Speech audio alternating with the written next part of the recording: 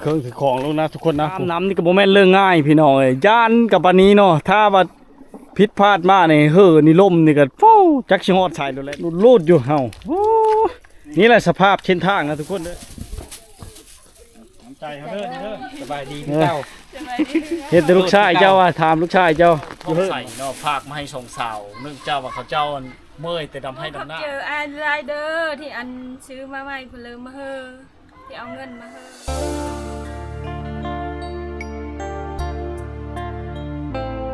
การตะไคร้สบายดี FC ทุกคนนะวิดีโอนี้ก็ต่อจากวิดีโอที่แล้วนะเราจะเดินทางไปบ้านน้องดาวน้องดอนที่น้องบ้านทับโพเนาะเขาก็มาแวะยุดชุมคือเก้าเพราะว่าเฮามานอนพักตัวนี้เขามาเมื่อวานนี้แต่เฮาไปบ่ฮอดทุกคนมันค่ำก่อนเฮ็ดเธอเฮามาซื้อมาใหม่อย่างนี้เลาะหาซื้อปลาแห้งอีกต่างๆมันบ่มีเนาะซื้อมาใหม่เงินที่เหลือก็จะมอบให้เขาเลยนะทุกคนนะเนาะเดี๋ยวเขาไปติดตามสดเหมือนกันทุกคนเลยเนาะนำภาพบรรยากาศและที่ชาวบ้านการเดินทางต่างๆเนาะไปเลยทุกคนเลยนำมาแต่ประเทศไทยบ่หรือมาแต่ชวันนี่นะเครื่องขายนะมาแต่ไทยเข้ากันเติมมาชนบทพี่เจ้าพ่อมันจะแพงเลยเนาะนี่แหละทุกคนเนาะบางคนน่าจะบ่ฮู้ว่าเป็นอะไรเครื่องบางครั้งก็ได้น้อยเนาะเพราะว่าเขากระต้อมาแต่ไทยมาสวรรค์แล้วจะมาเมืองแล้วมาจุดชุมพี่อีกนะมันไก่ถ้าว่ามาฮอดพี่นี่มาเลยจะกลับบ่ได้เนาะรถสารเนาะคือว่าต้องเป็นมื้ออื่นเช้าเนาะมื้อเช้าแล้วเขาจะลงพุ่นมื้อเช้าพุ่นเลยแต่สวรรค์ละมาพี่เนาะโอ้ทุกคนนี่เนาะนี่แหละกระลายหานอยู่นะเฮามาเลยซื้อซอยหานเขาน้องแชร์น้องสาวนี่คนเดียวเฮาเดินทางต่อหลังจากซื้อมาไม้แล้วเนาะหลังจากเฮาซื้อของครบของกินและพร้อมโดยมากมายอย่างต่างๆแล้วเนาะเอาเดินทางมาชูเอาทีมงานหรือว่าบดวงมาหน้าเนาะแล้วก็เดินทางต่อไปสู่บ้านน้องดาวน้องดอนสภาพหนทางคือว้าวเลยพี่น้องยากแน่สบายแน่ลักๆก็สบายเลยยากเลยเนาะลำบากเลยทุกคนเพราะว่าเส้นทางมันถูกฝนแบบนี้แหละสิไปทางเลิกมาทางเลิกไปทางใดมาทางใดเนาะแต่สายลุยพี่น้องเลยอีตนแต่รถนะบุกไปเลยเธอยามันค่ำมันมืดเขาก็ได้ถือไฟไปพร้อมโคมไฟเนาะตอนนี้ถือไปน้ำชุดกันฝนพี่น้องยันฝนตกว่าลายบ้อนกับฝนตกที่เขาเดินทางมาเนาะเขาก็ไม่ได้อัปเดตให้พี่น้องเบิ่งเพราะว่าฝนตกเนาะกองมันเล่นกองมันมั่วทุกคนเลยวันนี้น้องดอนน้องดาวน้องดอนคือชิดิมกดีใจนะนี่ผู้ใหญ่ใจบุญพี่น้องทั้งประเทศไทยแต่ไปฮิตเวียกอยู่ประเทศสิงคโปร์เนาะฝากเงินจำนวนหนึ่งมาให้ซื้อของฝากของตอนซื้อมาไหมซื้อปลาแห้งแต่มันบ่มีปลาแห้งทุกคนก็เลยจำเป็นซื้อมาไหมมาโตะเนาะผลไม้ไปฝากไปตอนนะหูว่าสาวๆเขาเจ้าแล้วหน้าหรือบ่ได้ทุกคนนี่แหละสภาพเส้นทางกับฝนบ่ตกกับไข่แน่นี่มีแต่น้ำอ่างทางชื่อมีบอดคิดต้มโบกต้มอีอย่างต่างๆลุยขนาดนั้นรถนะพี่น้องเลยต้องได้ชื่อกระแจไปนำเนาะกาเกมเปลี่ยนเข่งโชว์มันทุกคนโชว์มันจะดังมันจะย่านไหวโชว์โอ้ยแพ้โชว์ขนาดสายลุยเฮาแบบนี้แหละทุกคนเลยลุยแล้วลุยอีกลุยเลยไปเนาะประจนกระโดดแท้นี่นะเฮ้ยบ่ไปได้ป่ะนี่นะฮะลึกลีนะ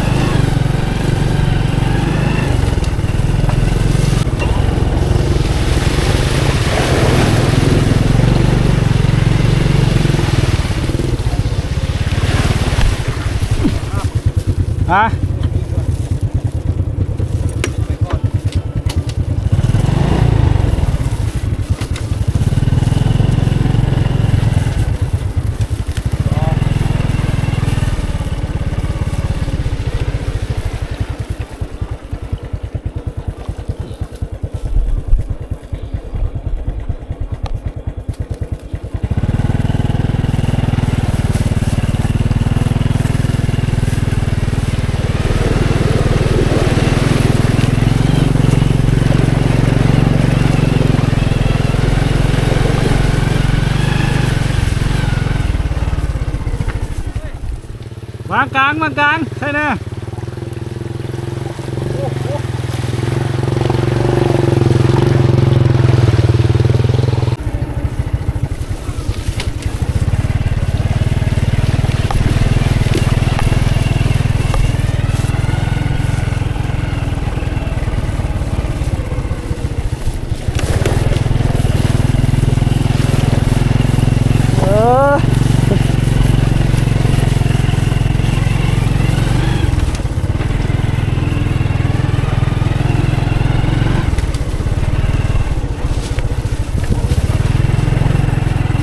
อ่ะมาฮอดเลยทุกคนเนาะนี่แหละคือสภาพเส้นทางแต่ว่ามื้อนี้หลายเทื่อแล้วสิบ่ได้อัปเดตอันกูให้เบิ่งเนาะไปช่องสะพานมื้อนี้ทุกคนเด้เนาะสิไปสะพายน้องดาวเด้ช่องสะพานเลยนะ โอ้เครื่องมันอยู่ตุยได้ชนี้ละเงิน 1,000 บาทนะทุกคนมีมะไหมแล้วก็ชิ้นแห้งได้เขาหนมแป้งโน่นี่มันแพงน้ำแป้งโน่นี่ทุกคนช่องถุงเนาะมาลำไยที่แม่เรามักมาเกียงไม้เปิ้ลทุกคนเนาะถึงเครื่องถึงของแล้วนะทุกคนนะผมมียุกตุกตุยมื่อนี่ให้เบาดวงถือซอยเพราะว่านักเพราะว่ายากเลยทุกคนเลยนี่แหละบรรยากาศทุกคนถ้าไผได้มาอย่าบ้านน้องดาวน้องดอนต้องควรมาในฤดูแล้งแล้วดูฝนนี่ยากหลายแต่เฮาในชายลุยสองทีมงานแต่เฮาลุยตลอดทุกคนไปเขาใส่บท้องพุ่นเนาะฮะเขาตึกจะลุงบ่พุ่นทุกคนแล้วมาเงาะนะเขากันยายพี่น้องโดนจอดรถเดี๋ยวนะยายมาทางสภาพเส้นทางเหมือนเดิมทุกคนลงยำไหนกันย่างยำนั้นนะบ้านน้องดาวน้องดอนสามารถเอาลงได้ได้หนิเนาะแต่ก็ต้องใส่หลายคนใส่หลายคน3-4 คนโอ้ใส่พดได้นี่ใส่พดน้ำแรงมากมานี่เกือบจิบหาดอีกบ่นะเฮ้ยจิบได้เกือบคู่ไม้อยู่ว่าจอนมือก้อนนั่นเกือบเบาดวงหาดทุกคนสภาพทางคลองทุกคนโมแมนว่าคลองงูร้อยได้เนี่ยคลองห้อยรถต้องชู้กันขึ้นนี่หลายคู่หลายคนคือจะแม่นพลบตุกหลายเติบเลยนะทุกคนนะมันบ่มื่นไปเลยใครๆแน่แต่เฮานี่แหละสิมื่นเองตกตุ้มแล้วทุกคนเลยเนาะไฟยามบักแบวดิเด้อมาอันนี้ต้องได้เอิ้นทุกคนเนาะได้คนยามดิบ่บักกะมาดิเด้อเจิญลงไปน้ำมือเนาะนี่เนาะเจิญลงไปตลอดนี่ครับชาวบ้านเขาถึกจะลุงเนาะคือสิมานเนาะมาเอาเด้อทุกคนเนาะเฮามาแต่ละครั้งเนี่ยบางครั้งฮอด2 ชั่วโมงที่เฮามาทายนี่นะถ้ามันหึงอยู่นี่นะเพราะว่าบ่มีคนเผาบักวันนี้เขากะคือสิแม่นแล้วให้แล้วหน้าแล้วนะก็เฮ็ดให้สิง่ายเด้ทุกคนเลยเนาะในการสัญจรได้เขาย้ายแล้วมาพี่แล้วบาดนี้ทุกคนย้ายแล้วมาก่อไผ่ก่อนในคันก่อไผ่ก่อนนี้ไปเลยยุ่งง่ายเลยทุกคนโอ้แม่น้ำขึ้นอีกแล้วน้ำเชี่ขึ้นอีกแล้วนะทุกคนนะได้นี่เฮาก็ได้โอกาสดีเนาะมีผู้ใหญ่ใจบุญผู้ใหญ่ใจดี FC ทั้งประเทศอิสราเอลนะเพิ่นไปอยู่ประเทศไทยแต่ไปเฮ็ดเวียกอยู่พุ่นทุกคนเนาะคืออีดูตนสงสารเห็นความขยันความดูมั่นน้องดาวน้องดอนน้องดาวบ่มีโทรศัพท์ใส่เนาะแล้วก็เพิ่นว่าอยากเฮ็ดช่อง YouTube อย่างนี้แหละ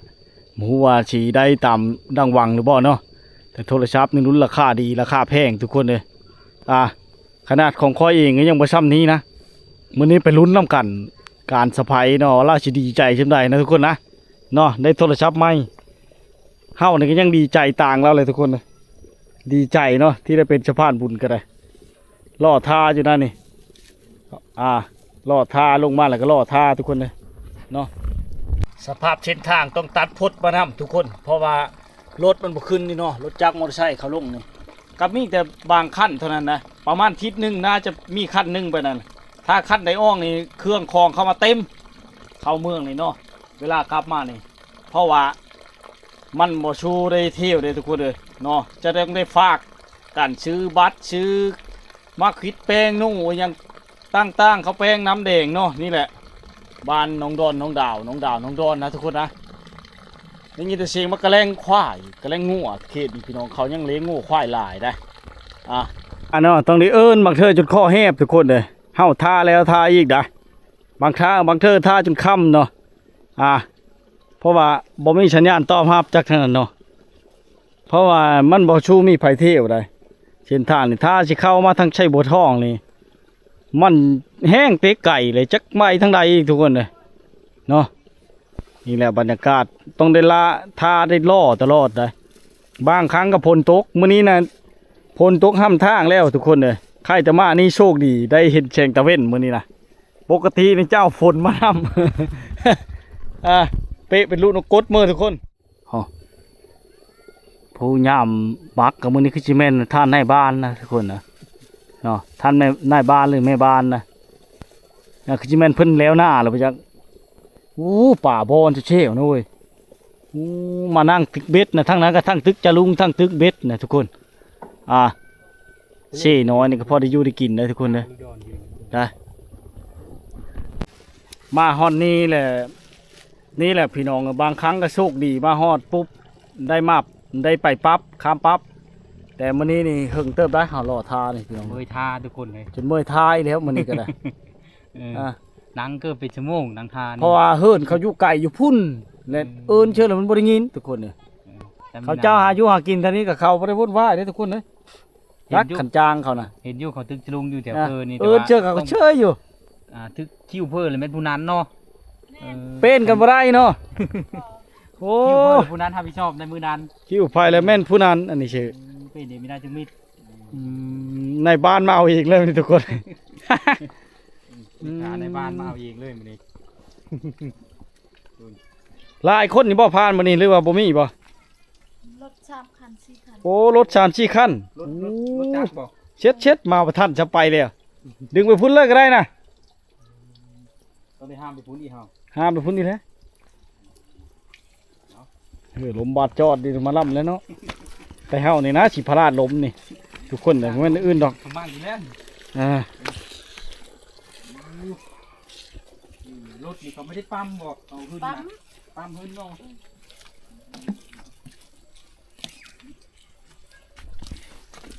จะให้ดึงช้อยบ่เรื่อยๆเด้อบ่ดึงช้อยก็ได้บ่นะพอได้รุดลงแน่เงินค่าหาย ไม่ดื้อดอกพอรุดลงกันทำดึงเองอ่ะไม่ได้บ่ว่ายอกให้ชื่อดึงแล้วคันดึงได้คันดึงบ่ได้เฮาดึงเคยดึงอยู่ดึงกระชัดพุ่นชัดพีแล้วเฮาดึงเฉย ดึงบ่เป็นกันตกน้ำนะ ในนั้นบ่ เสื้อมันนั่นเนาะเสื้อมัน ถือว่าบ้านเจ้านี่เนาะในบ้านอันผู้หญิงผู้ชายก็ดึงได้เมื่อนี่เนาะ โดย แสดงว่าเขาน้องดาวน้องดอนก็ได้คือเฉยได้นี่เนาะ เขาน่าจะติดภารกิจเนาะมื้อนี้เขามีมาหรือว่ายังมี จักเขาอยู่หรือบ่แล้วติดต่อหาก็บ่ได้เฟซแล้วนะมีทุกคนแต่เฮาเองนี่ก็มาแบบด่วนๆ2มือนี่บ่ได้ดอกจักเป็นอะไรติดต่อยะในบ้านที่เจ้าจักเป็นอะไรมันสัญญาณบ่ดีบ่ได้นะ งานไม่ดีเนาะฝนตกน้ำกันแห้ง นี่ละบรรยากาศทุกคนแต่ถ้าผู้เลิกวินโฮวินเวียนชีชะนี่บ่ต้องมาเด้อยามนี่ สิตกนี่ทุกคนเลยได้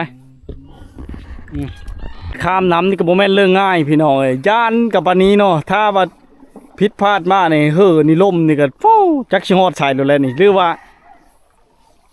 เว้าบ่เยอะมันเป็นนะทุกคนถ้าว่าเชอะนี่มันหลุดเนาะโอ้ยจักสิฮอดใส่เลยพี่น้อง ฮอดเชบังไผ่บ่ไปจักนี่ตกเชบังไผ่บ่แม่นบ่ฮอดพุนทับแล้วมันสิค้างอยู่ใช่นี่ บ่ฮอดแล้วนี่สิพวกไผยังมาฮอดน้ำคลองพุ่นเลย ฮอดน้ำคลองเลยเนาะมันสิหยุดในใช่นี่บ่ได้มีแนวขวางจังเนาะโอ้ ไปทางเวิร์ดซิวพุ่นเลยตกเวิร์ดซิวเลย เคยบ่มันหาดมันอย่างนี้ก็บ่เคยบ่ มันบ่เคยหาดนะ มันก็คำคุ้นเนาะพอหาไซในแต่ละฤดูฝนซื่อ แม่น ๆปอ เสื้อนี่ก็เป็นทุกปีแล้วเนาะเสื้อใหญ่เนาะ ชงก็จะเฉพาะทีมนะทุกคนนี่ติดขี้ตัวบุญรูดอยู่เฮาก็ได้ บ่แม่นอื่นดอกบืนมาแต่ผู้แต่ไก่พุ่นนะแต่เมืองชนมานะทุกคนเด้อมาชูเอาอันนั้นรัดกันนะเบานี่ก็มาไก่คือกันได้เบาดวงก็มาแต่สวรรค์เขตพุ่นทุกคนเด้อแต่เพิ่นมีพี่น้องอยู่เมืองวังเลยมาพักกับเพิ่นอีกเดินมาต่ออีกนะ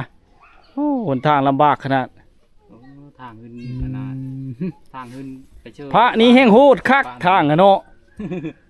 ช้ำมันเล่งควาย ทางขึ้นบ้านนี่พี่น้องเอ้ยบ่ตูดมาบ่น่ะเชอะน่ะโอ้เราเว้ เว้ยก็เป็น โอ้เว้ก็เป็น จังพ่อเราจะลงมาเลยถึกปัจจุบันเจ้าทานในบามนี่เนาะ แม่น อืมเป็นได้ไหมเท่าตาบอดสองคนน่ะ อยู่ดีมีแห้งอยู่บ่ มีดินแห้งพี่น้อง ได้ที่ลงได้ที่สำเนียงเราเว้เฮ้ยย่างดีเลยทุกคนเลยโอ้ คนขับเป็นไม่ยากได้ เขาเป็นเลย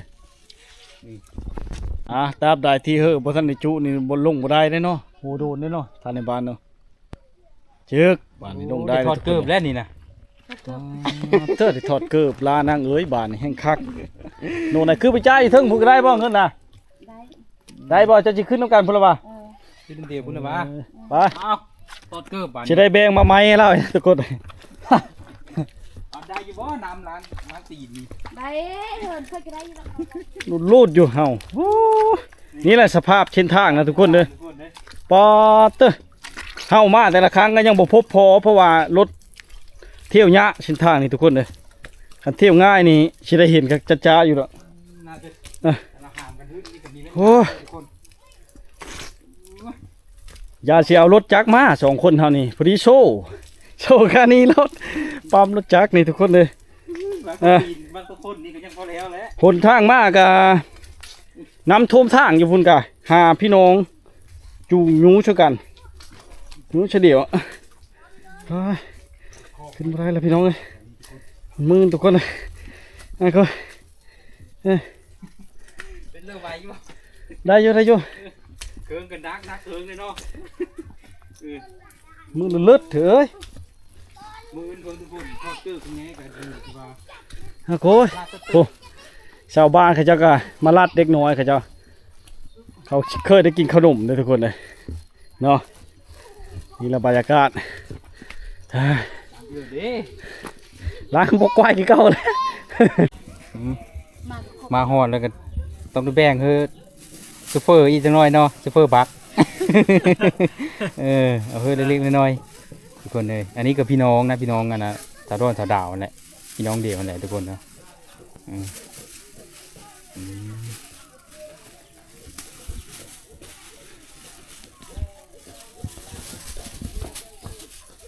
ใจเขาเด้อนี่เด้อ ตกใจหลาย ทุกคนนะหลังจากอันขึ้นมาแล้วก็ผู้ใหญ่เด็กน้อยเด็กน้อยเองเนี่ยโอ้โหเชี่ยวอยู่เนอกพุ่นเนาะนะนี่อะไรในชนบทนี่ถึงเขาจีให้เขาแล้วเขาก็ยายต่ออีกคือเก่าถึงเขาบ่ให้เขาก็ยายคือเก่าทุกคนหลังจากไปแล้วล้างบกควายคือเก่าทุกคนเลยแม่ยูเพื่อนบอก สบายดีล่ะเนี่ยลูกชายสบายดีอเล็กสบายดีไปเลยโอ้ มาเอ็ดเพื่อนนี่นะมาดิน โตเยอะขนมเลยโตมาเฮิร์นพุ่นบ่ เยอะขนมแล้วมาเฮิร์นเพื่อนเด้อ บ่นี่คิวนักเต้นเนี่ยมาให้แม่ล่าแล้วนี่บ่ก็ FC พากมาให้แล้วนี่ไปมือเด้อใช้ลาวอยู่เฮิร์นอยู่บ่ไปพามือแน่แล้วเราบ่ให้หน้าตะการน่ะแล้วล่ะแล้วดำหน้าแล้วเลยแล้วยังอยู่น่ะบ่คือติดต่อบ่ได้ใช่เป็นอะไรฮะมันบ่มีเน็ตบ่นี่แหละพี่น้องไอ้สภาพเงียบสงบเข้ามาแล้วเป็นบ้านที่มีแต่ชิปปลายหลังคาเนาะบ้านนั้นแม่เฒ่าตาบอดสองคนกับบ้านนี้แหละทุกคนก็บ่ได้ไกลแต่เฮิรนนางดอนปลายไผอยากมาซอยก็มาโดยตนเองเด้อหรือว่าภาคเฮาเป็นสะพานบุญก็ได้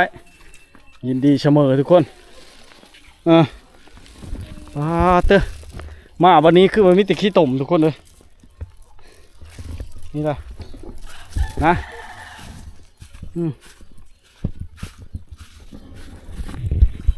สภาพตีนพี่น้องสภาพตีนขออภัยที่ถ่ายตีนให้พี่น้องเบิ้งเนาะลำบากหลายนะทุกคนนะเอาเข้ามานะเดือดแล้วเดินอีกโอ้พลาดอีกเลยแล้วเนี่ย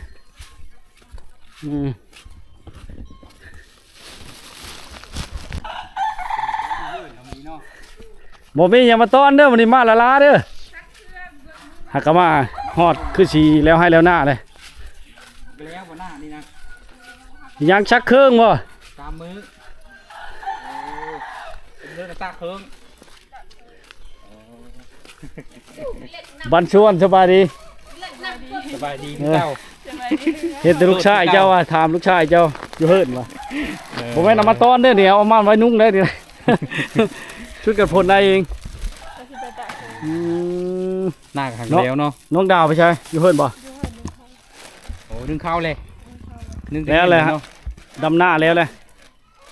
บ่ แล้วหาก็แล้ว3 มื้อ แล้วสามมื้ออืม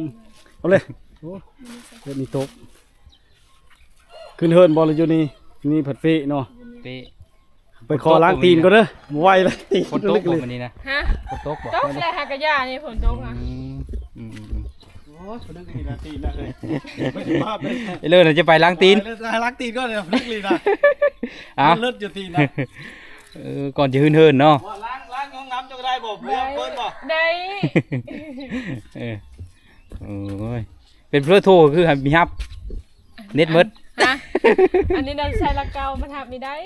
เน็ตเบิด เน็ตเบิด ละเกา เอาคือเป็ดเลย ใช้สองชิมนะ ใช้ชมซิมเลยอืม ไม่ได้ ตาเชื่อเครื่องนะ เหลืออยู่คนหลังนั้นไม่ได้บนตะอยู่นี่ อ๋อเยอะไปผู้ เออ โอ้เทงหน้าผู้ เออจักเคิงบนมือนะวันนี้เนาะ ชักเกินหมดมือวันนี้นะ อืม รถเดชะตุน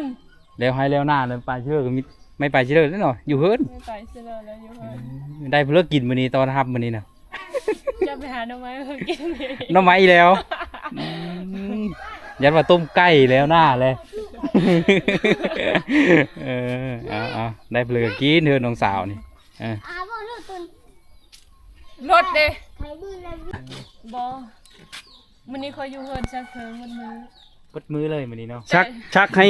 พ่อให้แม่ให้เอ้ยน้องพร้อม บอกกับลูกนะ กับลูก ชักกันลูก เครื่องลูกกับเครื่องพ่อฮะ นี่นะ เดี๋ยว ก็เดียวว่าชักหมดเลยบ่แม่นบ่ มาชักมันเลยเชอะ น้องดาวไปก็ไปจะไปหาหน่อไม้น่ะ ไปกับน้าชาย ไปกันวันเช้าอย่าว่าไปผู้เดียวแล้ว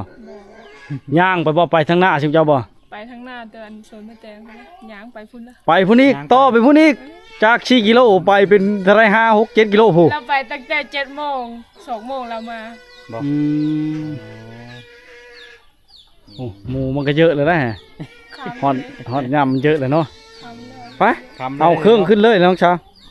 หรือว่าเจ้าสิไปละเครื่องเจ้าก่อนบ่ เครื่องหมดแล้วเลย พาพี่เจ้าเอารถมาก่อนยอม อืม เทใช่ป่ะเนี่ย ไปตาใช้เครื่องน่ะ อยู่เฮือนหลังนั้นดำอยู่นี่มันไม่ได้บนแต่ อืมไป หลายของฝากหลายไม่รู้วันนี้นะ ผู้บ่าวได้ฮะพากมาให้น่ะผู้บ่าวพากมาเฮอทุกคนเลย แมนสวะ แป้งโน่เด้อแพงก็หมู่ที่ชุดพี่น้องเอ้ยลึกลีแป้งโน่บ่เถอะ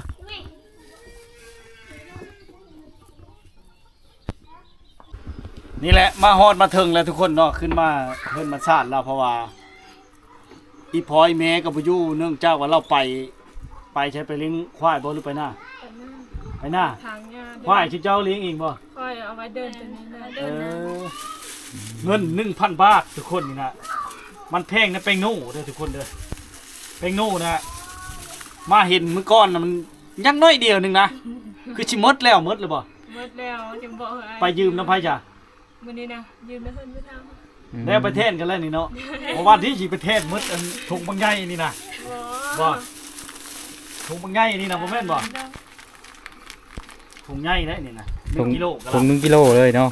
70,000กีบถุงนึงอ่ะ อืม อ่า ถุง นี่ชิ้นแห้งนี่นะขนมไว้ตอนหลานชายและมาใหม่พี่น้อง ตอนนั้นเราไม่ได้ของผ้ามันเป็นของผ้าอย่างนี้นะหลาย นี่แหละพี่น้องเนี่ยนี่นะคือยับเข้าไปหากันก็ได้ยังบ่หมดกัน อันนี้คือพี่น้องเบ้าท่องใส่เนาะภาคมาให้ส่งสาวเนื่องจากว่าเขาเจ้าเมื่อยแต่ดำให้ดำหน้า คือสีใกล้สีแล้วแล้วว่านะเราก็เลยฝากมาเฮอเนาะจำนวนนี้นะจำนวนเงิน 1,000 บาทพี่น้องได้ช่ำนี้ค่าเดินทางเฮากับบ่มีเนาะ เข้ากับว่าบ่ได้เอาหยังบ่แล้วเพิ่นโอนมาน้ำหลังอีก200 บาท200 บาทเพิ่นตัดกันยังอยู่120,000กีบพอดีได้อันนี้โลปลาย ถ้าแม่นชื่อกันเลยนะเนาะคือเห็นนั่นแหละสภาพ ใจ เนาะ แล้ว บ้าวต้องใส่พี่น้องที่ไปเฮ็ดเวียกอยู่ประเทศสิงคโปร์เด้อเพิ่นฝากให้ผู้บ่าวได้ละกันยังโชดอยู่ติดต่อให้ดูได้ว่าซั่นแต่บ่ฮู้ว่าเราสิเลิกไฟ2คนนี่เนาะแล้วก็ เลยสิได้น้อง ต่อไปก็สิมีข้าวดีอีกได้พี่น้องเอ้ยสะใภ้น้องดาวนิดนึงเนาะสิมีแนวให้น้องดาวมื้อนี้พี่น้องเนาะก็อยากให้ใช้ให้พรเพิ่นแน่ เขาบอกขับเจออันไรเดอร์ที่อันซื้อมาใหม่เพนเลิมมาเฮอที่เอาเงินมาเฮออันนี้กะจะจิเว้าเนี่ยเลยเนาะเข้าใจหลายๆเลยทุกคนดีใจแห้งมีแต่เราเขาบอกขับใจหลาย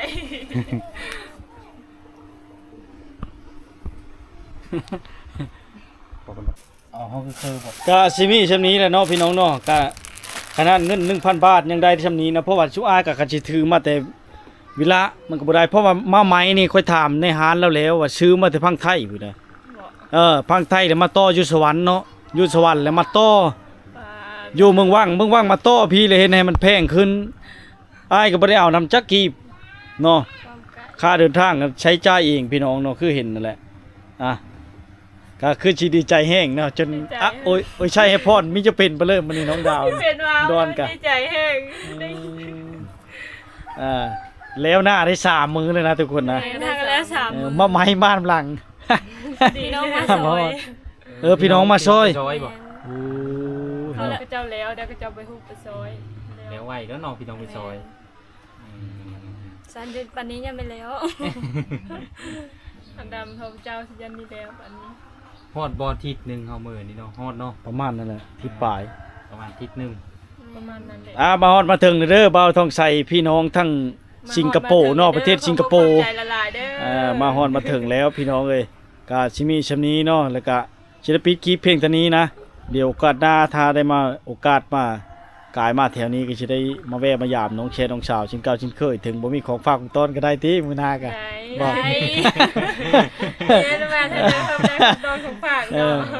ะ จะได้ปิดคลิปเพลงเท่านี้พี่น้องขอบใจหลายเนาะที่ให้การซัพพอร์ตพาดและก็ติดตามรับชมเด้อพี่น้องเด้อได้ไหมเท่าแช่บ่กินนั่น หมูใช่ไหม แคบลูกเอ้ย กินมาไหม FC เอามาตอนเขานั่งดาวนะ ผู้น้อยเขานะชาว เชฟ แคบ ชูได้กินอยู่บ่ อืม ชูได้กินอยู่คันมีผู้เอาเนี่ยมาพากชุบเหล้าเลยพอได้กินเนาะ เออ เจ้าก็มาถาม ช่ำนี้ก็มืดเลยทุกคนเนี่ยแม่เท่าเราก็ดีใจแม่ตู้เนาะแม่ตู้แม่เท่า